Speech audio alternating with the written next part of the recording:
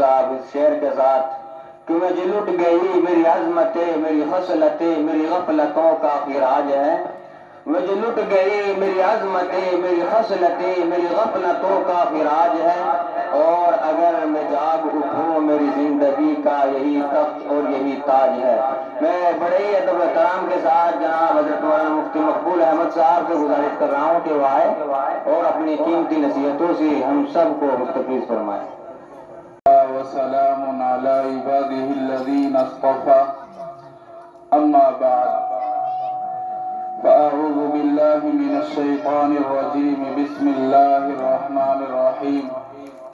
وما أرسلناك إلا رحمة للعالمين وقال النبي صلى الله عليه وسلم تعلموا أولادكم ثلاث خصال او کما قال علیہ الصلاۃ والسلام۔ میرے محترم بزرگوں اور عزیز ساتھیوں،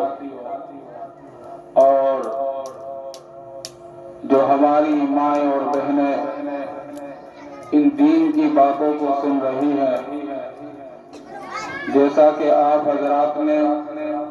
ہمارے بہت سارے علماء کے بیانات کو آپ نے سنا، سبھی حضرات جو یہ قدم اٹھایا گیا ہے اس کے اوپر مبارکباد پیش کر رہے ہیں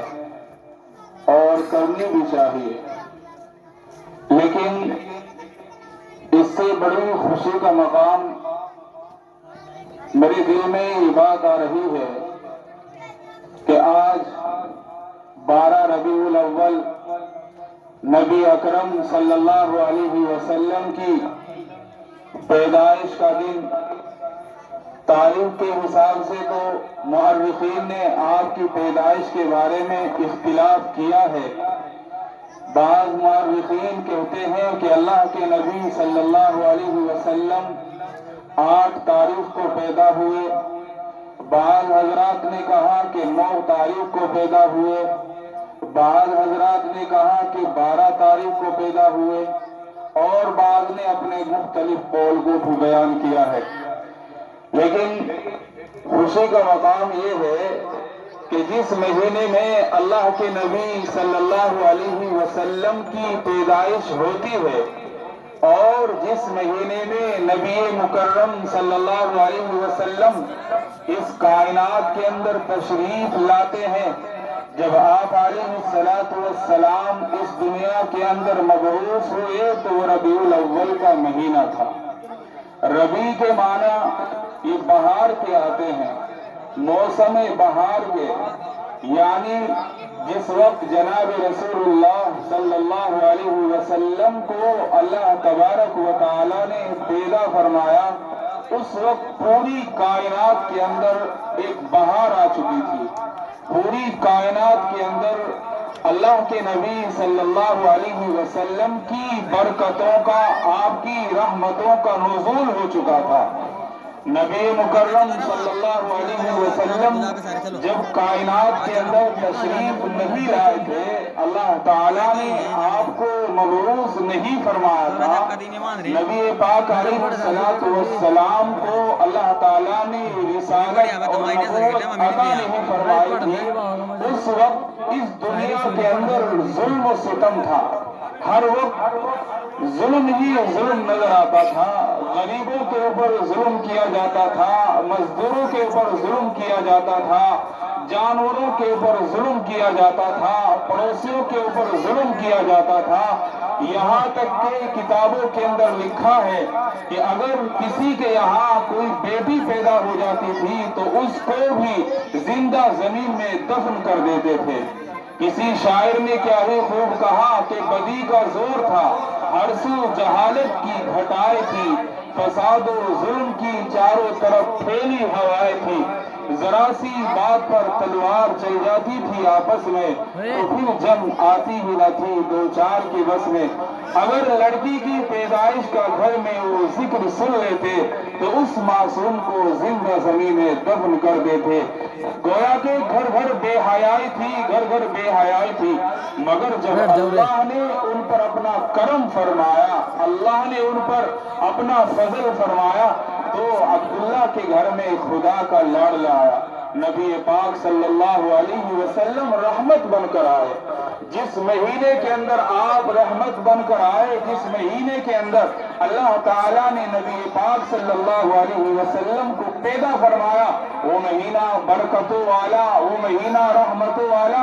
اور بڑی خوشی کی بات ہے کہ آج ہم جس نیک کام کی ابتدا کر رہے ہیں، جس کام کو لے کر ہم چل رہے ہیں، وہ مہینہ بھی ربیع الاول کا مہینہ ہے اور یہ بھی 12 تاریخ ہے، یعنی برکت والا دن، برکت والی تاریخ ہے. میرے عزیزو، نبی پاک صلی اللہ علیہ وسلم کے بارے میں فرمایا وَمَا أَرْسَلْنَاكَ إِلَّا رَحْمَةً لِلْعَالَمِينَ کہ اے نبی ہم نے آپ کو پورے عالم کے لیے رحمت بنا کر بھیجا ہے. نبی پاک صلی اللہ علیہ وسلم تمام انسانوں کے لیے رحمت بن کر آئے. آپ علیہ السلام جس وقت دنیا میں تشریف نہیں لائے تھے، آپ کے آنے سے پہلے دنیا میں کوئی ضابطہ نہیں تھا، کوئی اصول نہیں تھا کہ کس ضابطے کے تحت اس دنیا کے نظام کو چلایا جائے، اس دنیا کے نظام کو انسان اپنے اندر لا کر زندگی گزارنے والا بن جائے. میرے بھائیو، تاریخ کے اندر یہ آتا ہے جب رسول اکرم صلی اللہ علیہ وسلم اس کائنات کے اندر تشریف نہیں لائے تھے تو مزدوری کیا کرتا تھا، وہ دکھوں میں مبتلا رہتا تھا، اس کی مزدوری بھی نہیں دی جاتی تھی، لوگ اس کے اوپر ظلم کرتے تھے اور اس کو پریشان کرتے تھے، ہفتوں اس کو پریشان کیا جاتا تھا. لیکن جب اللہ کے رسول صلی اللہ علیہ وسلم اس دنیا کے اندر تشریف لائے، آپ نے ایک ضابطہ بنایا، آپ نے قانون بنایا اور ارشاد فرمایا آتُوا الْأَجِيرَ أَجْرَهُ قَبْلَ أَن يَجِفَّ.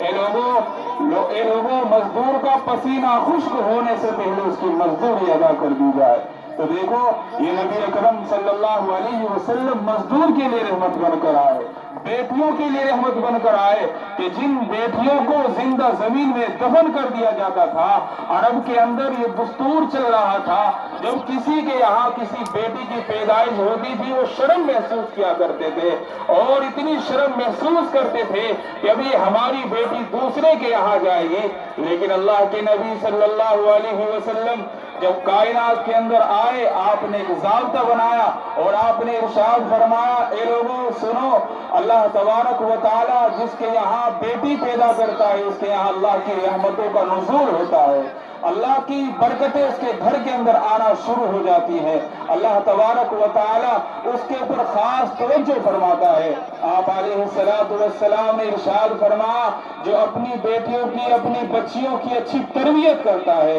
انہیں اچھی تعلیم دیتا ہے، جب وہ جوان ہو جائیں ان کی شادی اور بیاہ کرتا ہے تو پھر وہ قیامت کے دن اللہ تبارک و تعالی جب اس کا حساب و کتاب لیں گے اور جنت میں جانے کا فیصلہ فرما دیں گے تو وہ میرے قریب ہوگا. یعنی آپ نے انگلی کا اشارہ کر کے فرمایا کہ جس طرح سے آپس میں دو انگلیاں ہوتی ہے، اپنی بیٹیوں کی تربیت کرنے والا، اپنی بچیوں کی اچھی پرورش کرنے والا، اپنی بچیوں کو اچھی تعلیم دینے والا، وہ جنت میں میرے ساتھ ہوگا. نبی پاک صلی اللہ علیہ وسلم ہماری بیٹیوں کے لیے، ماں اور بہنوں کے لیے رحمت بن کر آئے. میرے بھائیوں، ہر چیز اللہ کے نبی صلی اللہ علیہ وسلم ہمیں سکھا کر بتلا کر گئے کہ لوگوں اپنے ماں باپ کے ساتھ کیا سلوک کرنا ہے، ماں باپ کی عزت کس طرح کرنی ہے، اپنی بہنوں کے ساتھ کس طرح تمہیں محبت کے ساتھ پیش آنا ہے. ایسا نہیں کہ تم اپنی بہنوں کی شادی کر کے فارغ ہو جاؤ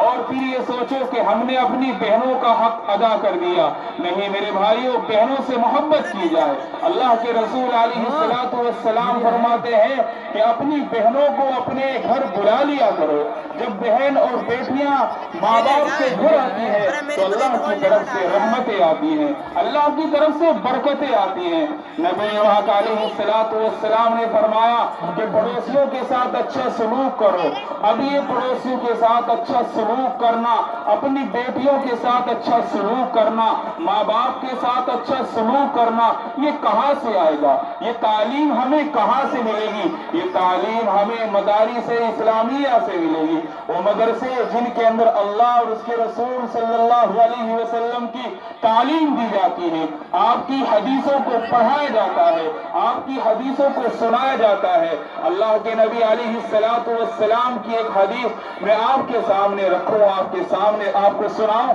جناب رسول اللہ صلی اللہ علیہ وسلم نے ہمیں تعلیم کے طور پر ارشاد فرمایا، تعلموا اولادکم ثلاث خصال، اے لوگوں اپنی اولاد کو 3 باتیں سکھاؤ، اے لوگوں اپنی اولاد کو 3 باتوں کی تعلیم دو۔ اور اللہ کے نبی علیہ السلام نے فرمایا، سب سے پہلے اپنی اولاد کو یہ سکھاؤ حب نبیکم، کہ وہ نبی اکرم صلی اللہ علیہ وسلم سے محبت کرنے والی بن جائے، کیونکہ اللہ کے نبی علیہ السلام نے ارشاد فرمایا، لا یؤمن احدکم حتی اکون احب الیہ من والدہ وولدہ والناس اجمعین، کہ تم میں کوئی شخص اس وقت تک کامل اور مکمل ایمان والا نہیں ہو سکتا جب تک کہ پوری دنیا میں اس کے نزدیک میں اس کے ماں باپ اور تمام لوگوں سے زیادہ اس کے نزدیک محبوب نہ بن جاؤں۔ اب یہ اللہ کے نبی سے محبت کرنا ہمیں مدرسوں میں سکھایا جائے گا، وہ دین کے راستوں میں سکھایا جائے گا۔ تو سب سے پہلے ہمیں جو تعلیم دی جا رہی ہے، اللہ کے نبی صلی اللہ علیہ وسلم نے فرمایا،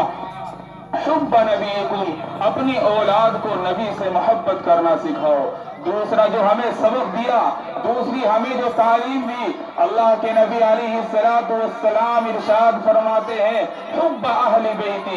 کہ اپنے بچوں کو اہل بیت سے محبت کرنے والا بناؤ، انہیں اللہ کے نبی صلی اللہ علیہ وسلم کے گھرانے سے، آپ کے خاندان سے محبت کرنا سکھاؤ۔ اب یہ محبت کرنا کہاں سکھائی جائے گی؟ گھر بیٹھے تو نہیں سکھائی جائے گی، جن کو نہیں کچھ پڑھنا آتا اس کو ضرور مدرسوں کے اندر آنا پڑے گا، علماء سے رابطہ کرنا پڑے گا، علماء سے اپنے آپ کو جوڑنا پڑے گا، اور علماء سے اپنے آپ کو جوڑ کر ان سے پوچھنا پڑے گا کہ اللہ کے نبی صلی اللہ علیہ وسلم کی محبت کا کیا حق ہے، اللہ کے نبی صلی اللہ علیہ وسلم کے گھرانے کا ہم پر کیا حق ہے، ان کی محبت کا کیا طریقہ ہے۔ اور تیسری جو تعلیم دی گئی، اللہ کے نبی علیہ السلام نے ارشاد فرمایا، علموا تلاوت القرآن، کہ انہیں تلاوت قرآن سکھاؤ، قرآن پڑھنا سکھاؤ۔ جس گھر میں قرآن پڑھا جاتا ہے، قرآن کی تلاوت ہوتی ہے، اللہ کی رحمتیں آتی ہیں،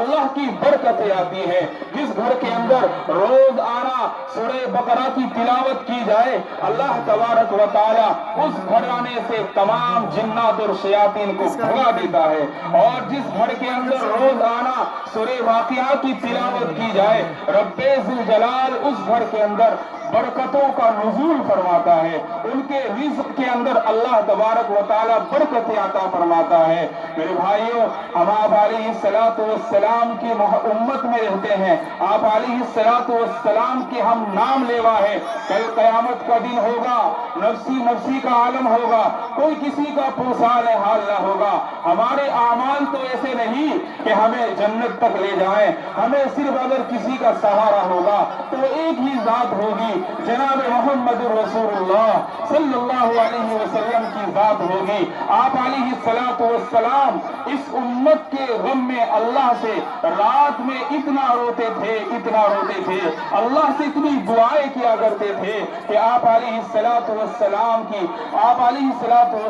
کا چہرہ مبارک تر ہو جاتا تھا۔ اور پھر قیامت کے دن بھی اللہ کے نبی علیہ السلام کو اس امت کی فکر ہوگی، آپ کی فکر ہوگی، ہماری فکر ہوگی کہ میرا ایک ایک امتی جنت میں چلا جائے۔ تمام نبیوں کو اپنی فکر ہوگی، لیکن وہ ایک نبی ایسا ہوگا جو اس امت کی طرف میں اللہ کے سامنے سجدے میں گر جائے گا اور اتنا لمبا سجدہ کرے گا، اللہ تبارک و تعالیٰ کے سامنے روئیں گے اور گڑ گڑائیں گے۔ اللہ تبارک و تعالیٰ معلوم کریں گے، اے نبی تجھے کیا چاہتا ہے، آپ کو جو چاہیے مانگ لیجیے، وَلَسَوْفَ يُعْطِيكَ रब्बुका फतरदा, आपका रब आपको अनकरीब वो चीज अता कर देगा जिससे आप राजी हो जाएंगे। अल्लाह के नबी सल्लल्लाहु अलैहि वसल्लम कहेंगे कि अल्लाह मेरे उम्मत को जन्नत के अंदर दाखिला नसीब फरमा दे। मेरे भाइयों, ये बड़ी खुशी की बात है कि हमारी इस बस्ती के अंदर अल्हम्दुलिल्लाह जो ये काम शुरू किया जा रहा है, ये बड़ी खुशी की बात है। हम अपनी बच्चियों को जरूर यहाँ पर दाखिला दिलवाएं, हम जरूर अपनी बच्चियों को इल्म दीन हासिल कराएं। अगर इल्म दीन उनके पास होगा, अगर अल्लाह के नबी सल्लल्लाहु अलैहि वसल्लम का तरीका उनके पास होगा, तो फिर खानदान हम अच्छे से चला सकते हैं। अगर दीन की तालीम हमारे पास नहीं होगी, कुरान की तालीम हमारे पास नहीं होगी, तो जिस तरह से हमारा मुआशरा आज तबाही और बर्बादी की गार में गिर रहा है, इसी तरह से गिरता रहेगा। अगर इससे हमें निकलना है तो हमें अपने आप को कुरान से जोड़ना होगा, नबी अकरम सल्लल्लाहु अलैहि वसल्लम से अपने आप को जोड़ना होगा। अल्लाह तबारक व तआला से दुआ है कि अल्लाह तबारक व तआला कहने से ज्यादा अमल की तौफीक अता फरमाए। वमा अलैना इल्लल बलाग।